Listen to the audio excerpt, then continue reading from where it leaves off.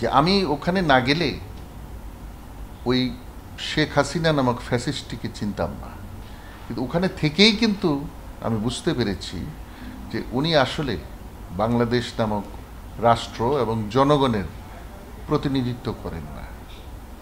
তিনি বাংলাদেশের জনগণকে শাস্তি দেওয়ার জন্যে, বাংলাদেশ নামক রাষ্ট্রের উপরে প্রতিশোধ নেয়ার জন্যে ওই চেয়ারটিতে বসে বাকি জীবন কাজ করবেন। প্রায় সময়েই আমি সঠিক বিষয়টা ওনার কাছে তুলে ধরতাম, এবং তিনি যে খুব বিরক্ত হতেন আমার উপরে তাও নয়, তিনি শুনতেন।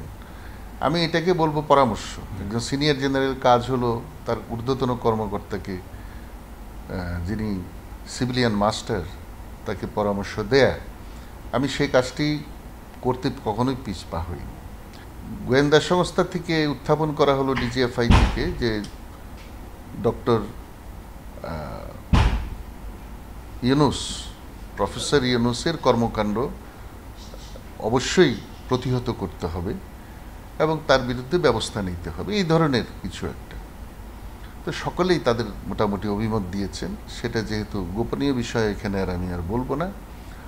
সর্বশেষে আমি আমার বক্তব্যটা দিলাম এবং বললাম যে ডক্টর ইউনূস শুধুমাত্র আমাদের জাতির সম্পদ নয়, তিনি আন্তর্জাতিক পরিমণ্ডলে অত্যন্ত পরিচিত মুখ, একজন নোবেল লরিয়েট, এবং তার নিরাপত্তা প্রদান করা, যে কোনো জাতীয় সমস্যায় তাকে সাহায্য করা, এটা আমাদের দায়িত্ব। কোনো তৃতীয় পক্ষ, এমনকি কোনো সন্ত্রাসী সংগঠনও যদি তার উপরে কোনো আক্রমণ বা কিছু করে, সেটার দায়ী দায়িত্ব বাংলাদেশের মাটিতে আমাদেরকেই নিতে হবে। পরের দিন সকালে আমাকে ডেকেছেন ওনার রুমে, এবং সেখানে তার ছোট বোন শেখ রেহানাও ছিল, এবং তিনি অত্যন্ত মনক্ষুণ্ণ অবস্থায় বললেন, প্রফেসর ইউনূস আমার কোনো আত্মীয় স্বজন কিনা, আমি কি তার সাথে সবসময় যোগাযোগ করি, আমার সাথে কি তার কোনো কথা হয়? একসাথে তিনি অনেকগুলো প্রশ্ন করলেন। আমি কোনোটারই উত্তর না দিয়ে বললাম যে স্যার, আমি ওনাকে শুধু চিনি যে উনি একজন নোবেল লরিয়েট, তিনি বাংলাদেশের একটা গর্ব, এবং তিনি আন্তর্জাতিক পরিমণ্ডলে অত্যন্ত সমাদৃত।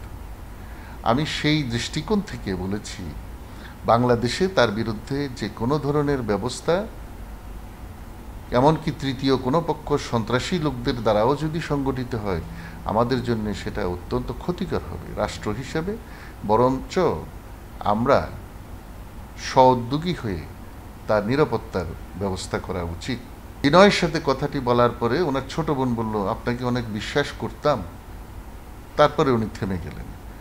ওরকম একটা অবস্থায় আমি খুব বিব্রত বোধ করি এবং নিরীহের মতো তাকিয়ে থাকি দুজনের দিকে। তো এক পর্যায়ে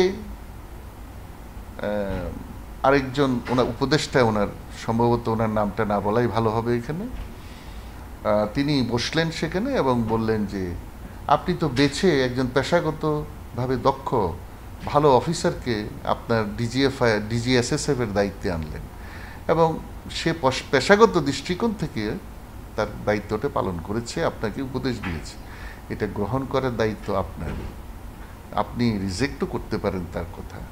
তো সে একটা প্রস্তাব দিয়েছে, আমার মনে হয় নাথিং রং, এটাতে সে কোনো দোষ করে নেই। তখন ওনার ছোট বোন শেখ রেহানা আমাকে ডেকে পাশের রুমে নিয়ে গেলেন, বলে যে ভুলে যান, এটা আমার বড় বোন একটু মনক্ষুণ্ণ হয়েছে, একটু পর ভুলে যাবে। তো এটাতে আমি বুঝতে পেরেছি যে উনি কিন্তু সহজ মানুষ না।